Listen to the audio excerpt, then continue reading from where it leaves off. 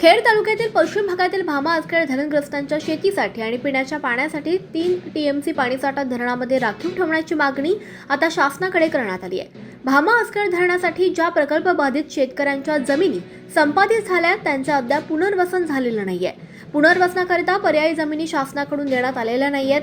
तसंच पिण्याचे पाणी आणि शेतीसाठी राखीव जलसाठाही उपलब्ध नसल्यानं धरणाच्या पश्चिमेकडील आंबोली, वेल्हावळे, खरवली, आकतुली, गडद, कोळीये, देशमुखवाडी, वहागाव, कोहिंडे, साबळेवाडी, बाघू, टेकवडी, अनावळे, कासारी, देवतोरणे, अहिरे, रौंधळवाडी, गवारवाडी, पापळवाडी, शिवे, बाकी, करंज विहिरे या गावातील बहुसंख्य शेतकऱ्यांच्या पिकांना पाणी पुरवठा होत नसल्यानं पाण्याविना शेती करपून झाली आहे। तसंच अनेक गावांमध्ये पिण्याच्या पाण्याची टंचाई भासत आहे।